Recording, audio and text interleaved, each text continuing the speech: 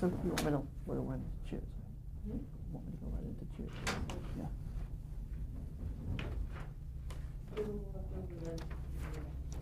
Okay, okay. Let's see.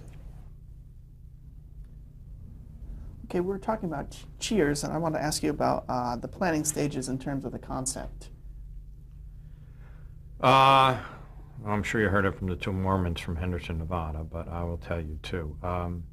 As best of my recollection, we had the opportunity to do a show. We talked about Fawlty Towers being our favorite show.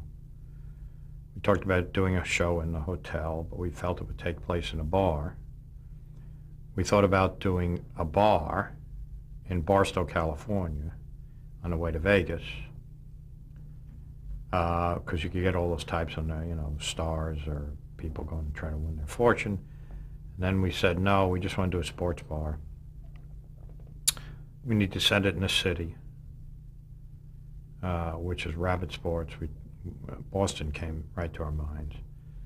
And then we felt we needed something at the core of that. And so we talked about Tracy Hepburn, that kind of relationship. Miss Uptown, Mr. Downtown, Miss Pragmatic, Mr. Pragmatic, Miss Idealistic.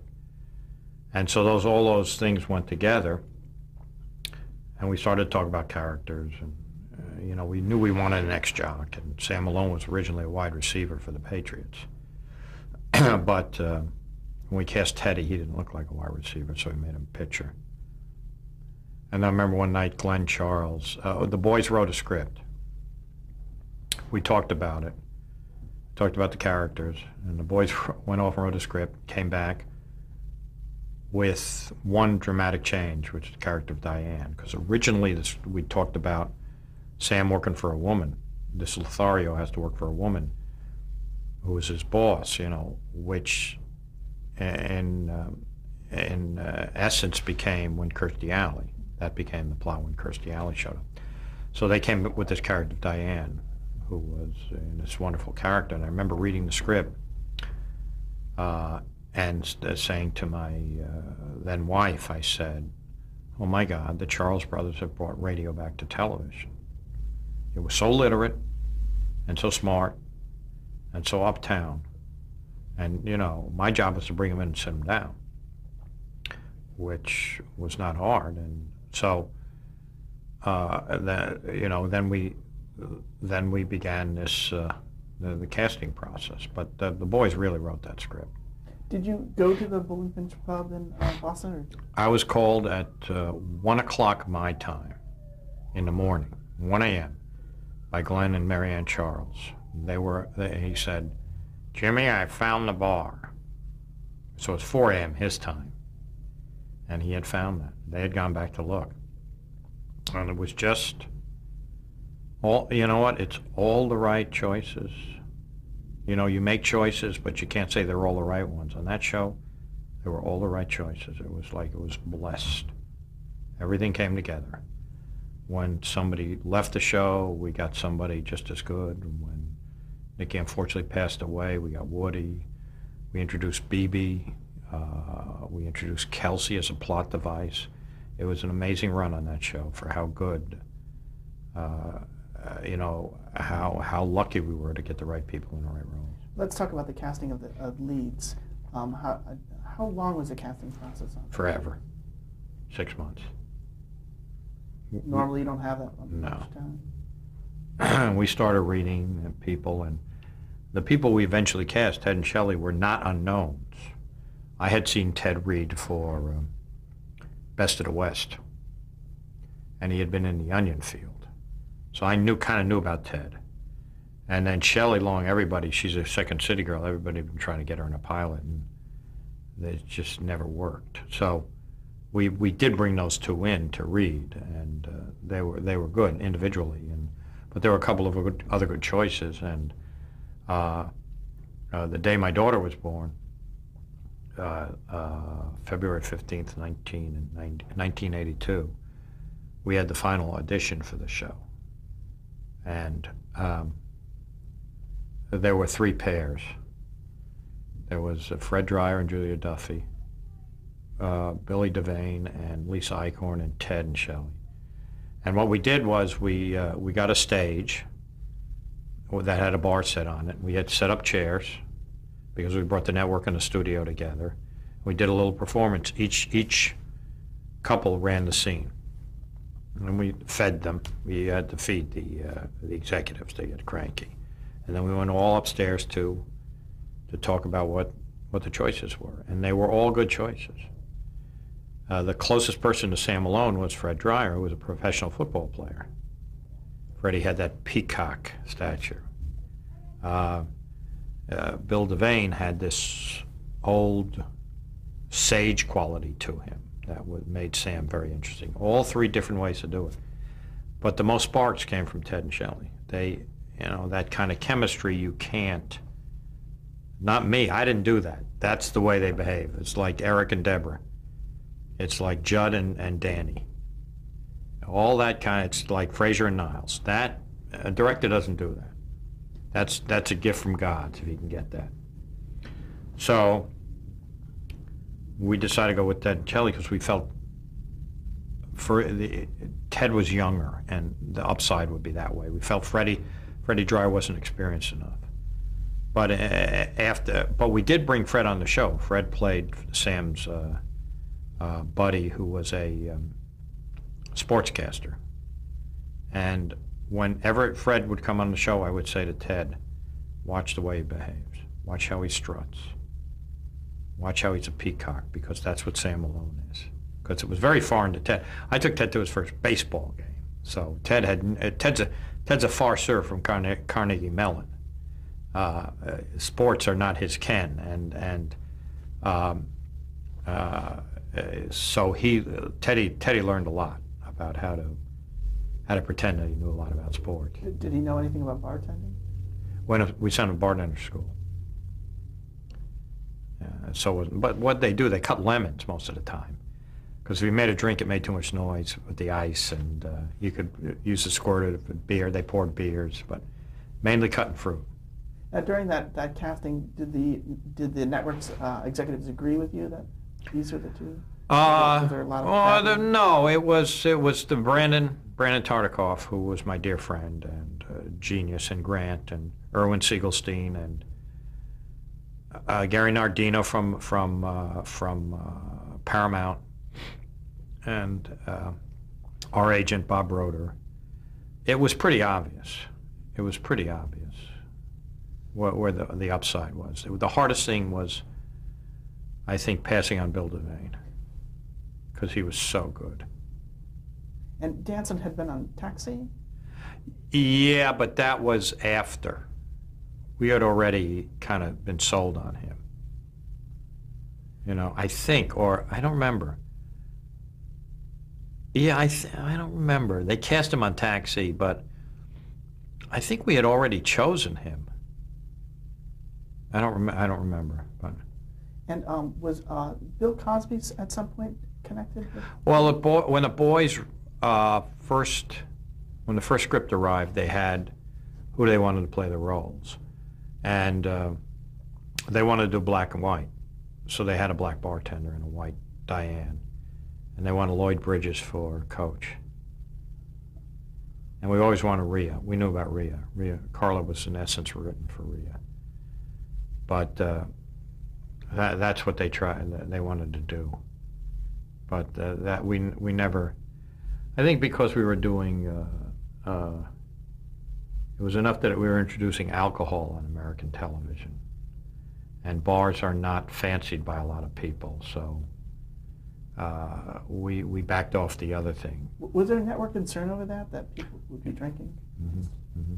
So how did you avoid it or deal with it? Well, the only time Norm gets drunk is in the pilot.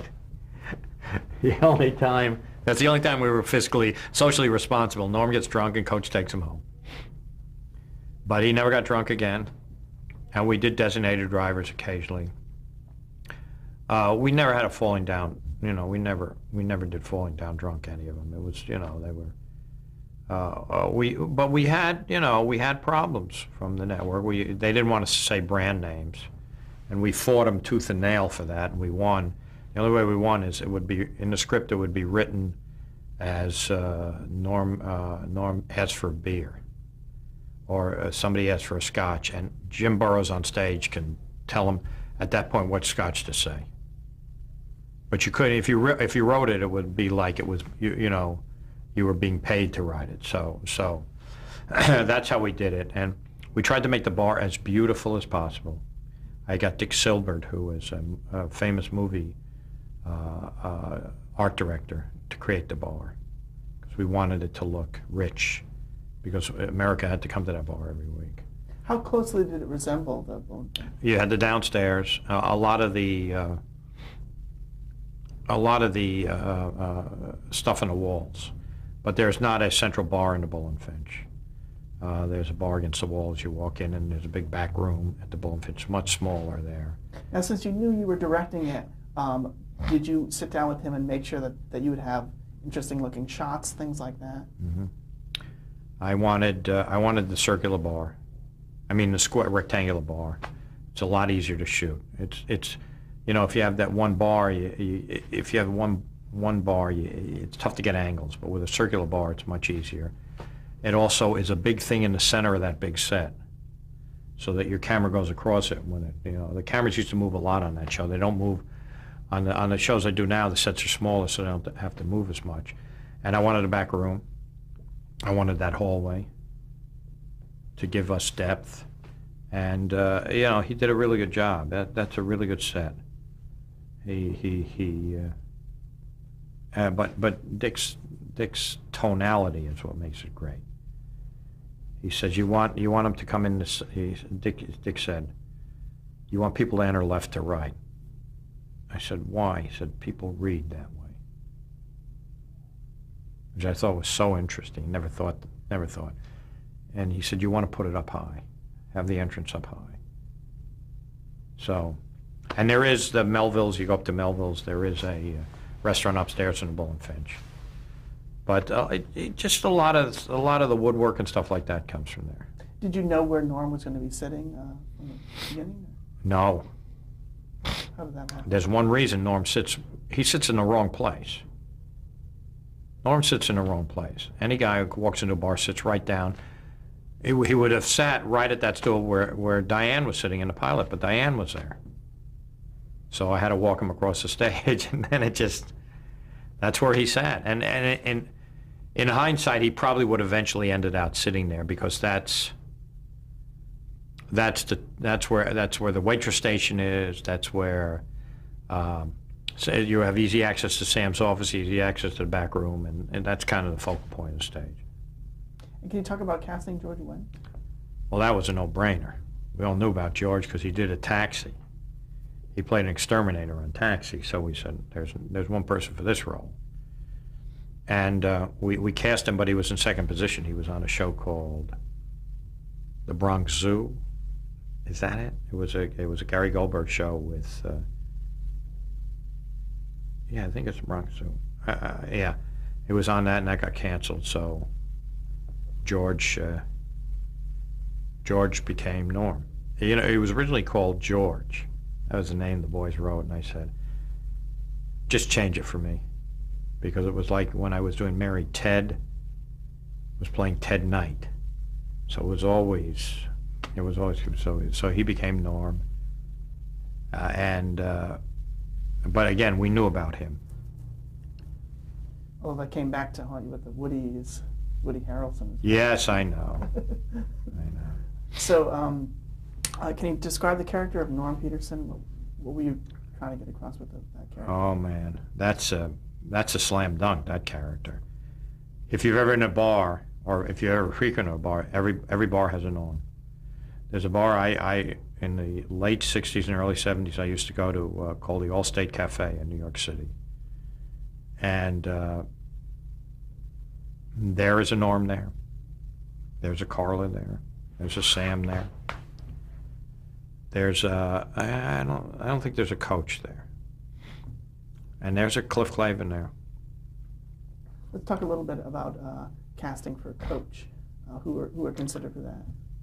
Well, we originally cast Robert Prosky, and he didn't want to leave his family. He lived in Washington, D.C. He didn't want to move out here. So he was wonderful. He read it. He was wonderful. And then he just was uncomfortable doing it. So we then went after, we tried to find some people. I mean, Sid Caesar came in, Murray Hamilton came in, and then somebody brought Nick Colasano in. And we went, oh yeah, of course. What's great about him is what was great about all those guys, all that cast on Mary Tyler Moore, Murray, Gavin and Ted and Ed Asner all played heavies their whole life. They were heavies, bad guys. I think Ed's a bad guy in, some cowboy movie with, I don't remember what it is. And you don't expect a joke, surprise. So you don't expect them to be funny. All of a sudden they're funny. And that was Nick. You never saw the joke coming with him. He had a guy who'd really never done comedy. He was a director. He was in Raging Bull. He was a director. Did a lot of hour shows. And he made us laugh really hard. So there was no question. What was the relationship between Coach and Ted Danson, Sam Malone? Well, Coach had coached Sam in the minors, and Coach was a player, only he got hit in the head too many times. We had that one episode where he does get hit in the head and they throw the ball, And so Sam was kind of taking care of him, because Coach was very helpful to Sam when he was starting out. And the Cliff Clavin was not a regular part in the beginning. How did that transition to a regular role? Johnny came in to read for Norm. And we said, well, we kind of got a Norm. He said, do you have a blowhard in the bar? Because we were casting for types to be in the bar. Do you have a blowhard? No. A guy who thinks he knows everything? No. Let me tell you about this guy I know. And Johnny did a Boston accent. And he was in the first show. Then he was not in the second show. And he was in every show after that. So he's done one less than every other actor. Did he help write some of those Clavinisms? Maybe. I don't remember. Johnny's a really good, he made his living improvising in London, and he's really, he's a funny guy. Can you talk a little bit about the theme song and the titles, which again are sort of unusual, they don't show the actors? The theme song, when we were doing the show, I have a friend in New York who's an investment banker, John Angelo, and we were looking for a theme song. So John called me and said, well, John had called me a couple of years before and said his wife Judy had finished raising the kids and was trying to get back in the music business. She was in the music business. So when we were looking for a theme song, I called John to say, well, I'll give, what's Judy got. So she sent us this album to a musical they were doing called Preppies, which had a song called People Like Us, which I played, and I played for the boys. We loved it. Oh my God, People Like Us, da-da-da. It was great, syncopated, and it would, So we called John and said, we want to use this, and Judy got on the phone and said, you can't, because it's opening, we're doing this play, this musical. Oh shit, oh no. What else you got? Well, we'll write you something. Okay. So they sent us a tape with 2 songs on it. First song, second song was Where Everybody Knows Your Name. And it had lyrics that I'm sure you can find somewhere that are they're much funnier than what we did. But we just told them to go and write mundane lyrics, because people would have to hear them week after week after week after week. Hopefully. So you want, not doing jokes the same joke over and over again. So they wrote mundane lyrics, and you have, that line, which I think is more identifiable with the show than any other line ever, which is Where Everybody Knows Your Name. It says everything you want to know about that bar. And so that's how the theme song. And the titles were, we wanted pictures of all the bars from Cavemen on. We talked to Castle Bryant was the company that were doing titles. So we said, why don't we have pictures of all the bars from the beginning of time, and you put that together. And they went off and they came back and they said, well, we took your bar and we morphed it into what it was and done pictures of people who would be, like it was the old people from Cheers. And it just, again, it was just two forces with the right idea coming together. And that was back then when you could do theme songs. You can't do them anymore. The shows are so short now. Did you pick and choose the actual images and which person's title would appear on? Rhea's over the girl's ass. John's over a guy talking like this with a hat. And he had his arm around the girl. We took that out because that would look like he was doing well with women, which he isn't, which he didn't. Norm is there's a big fat guy. I think George is that. Yeah, no, George is over the guy holding. I think it's the fat guy. Is it the fat guy? We win. Who's over? We win. And then Glenn Les and I are over three guys who look drunk out of their minds. And Ted and Shelley are over a guy and a girl. Can you talk about a typical work week on Cheers? You were the series director, and how would a typical work week work out? We would come in on, we were a Wednesday through Tuesday show, which I prefer, because your cast gets a weekend to learn their lines and relax and rest up. So we would come in on Wednesday, we would read the script, and I'd send everybody home. Because I always feel that the kernels that you glean from those days have to do with hearing it and seeing if the story works, not necessarily getting it on its feet. Because getting it on its feet is not necessarily going to make the story work. Well, getting it on its feet is, once the story's there, is seeing how it plays out. So we would all go send the actors home, and the writers and I would discuss what was needed, and I would put in my suggestions, and they would start rewriting. And I tried to stay there till about 10 o'clock at night so I could get a sense of what I had to do with the actors the next day, what the intent of the writer was. And then the next day we would come in the morning, and I would block the scenes, and then at the end of the day I would show it to the writers, and then they would rewrite based on that. Friday, the same thing. I'd get a new script, block the actors, run through on Friday night. They would rewrite. Monday, the cameras would come in, and at that point the show was pretty well set. And I would block the cameras around the actors. And then Tuesday we'd come in at noon. I'd block the cameras.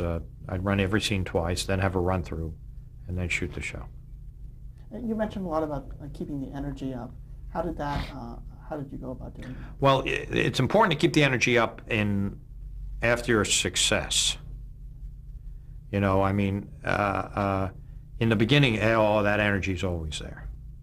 When you're trying to claw your way to the top and get a pickup, that energy is there. It's the ensuing years, and you do that. You keep that energy going by not making them work as hard, so they're interested in it, so that they feel that they can have other lives. It's really distracting them, and it's always worked for me that way. That keeps their energy up, and you make choices.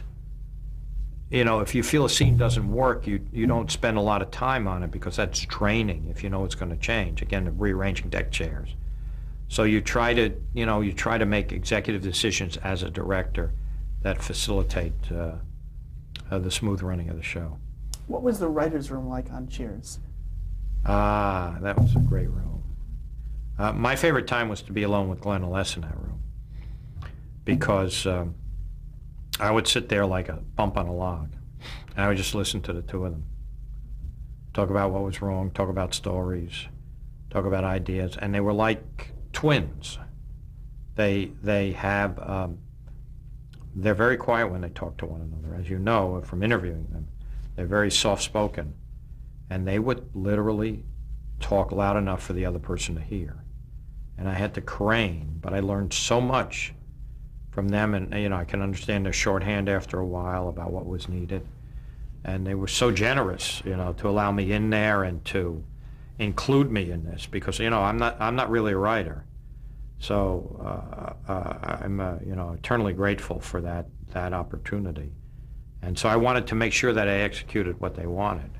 And then when the other writers came in, it was a pretty funny room. It was Glenn and Les made the ultimate choices, but we had really high-powered writers, and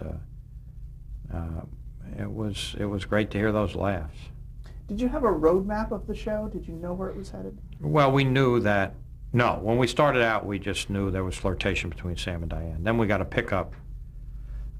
We knew we had to do something at the end of the year.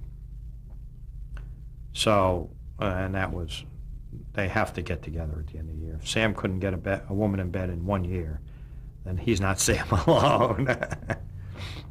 So, we knew they were going to get together at the end of the year. But if you're doing a new show, you have to make sure you do the pilot every week so that you never know who's tuning in for the first time and has to meet all these characters. So you can't do a lot of attitude jokes. You have to say what each one does. This coach, he coached me. Sam was a drinker. Diane was a student, a teaching assistant. Carla has 4 kids. You got to keep reiterating that stuff so that people can get up to speed. And so we didn't have a roadmap, and the boys always like to write themselves into a corner at the end of the year. Like splitting Sam and Diane up. How do you get her back? You bring her back because she flips out. And Frasier says you got to go confront your demons. And so you don't worry about next year. You try to make the end of the 1 year just the best you can. How did the show fare in the first season? Oh, it's terrible. We were in the 3-network world, and we were doing 17, 18, 19 shares. It was terrible. And then what happened in the summer reruns, because there were only 3 networks, so people had already seen Simon and Simon, which was a big hit then. So they tuned in the other show, and we started to do well. I think the first year, in the first summer, we got to 9th place in reruns. So it, 1 year, one week we finished dead last, 72nd, because again, there were only 3 networks. It was abysmal. Could you talk a little bit about the Emmy Awards after that first season? No, those were great. Those were a big boon to us. We knew we had something special. We knew that from the first run-through of that show. We knew, I tell this story about the first run-through. I always do a run-through of a pilot before I actually shoot it, which means 3 or 4 days before. I like to do that to see what the audience, if the audience understands the story, if they get the character, stuff like that. So we had this run-through, and you try to get an audience off the street because that's your best barometer for what you've got. So I look up in the stands, and there's like, the stands are about 250. There's 100 CBs from Camp Pendleton. And I go, oh. So we start to run the show, and it's okay. And then Norm enters. And Sam says, what do you know? No, everybody goes, Norm. And Sam says, what do you know? And George says, not enough. Huge laugh. Huge laugh. Never meant to be a joke, never intended to be a joke. And I turned to Glenn. I looked at Glenn and I said, holy shit. They're laughing at an attitude. They're laughing at a guy who's not telling a joke. I think we got something here. And then you could tell from their investment in Sam and Diane's relationship that you knew that show was good. So we knew we had something because we would then, the first 4, 5, 6 shows we shot, we weren't on the air. So we had to show the pilot to the people who came in and then do the show. And they were laughing. They would laugh at the show. They loved these characters. So we knew it was special. So, and the network will tell you, Grant and Brandon can't, unfortunately, but Brand will tell you. I'm gonna have to stop you okay. right there.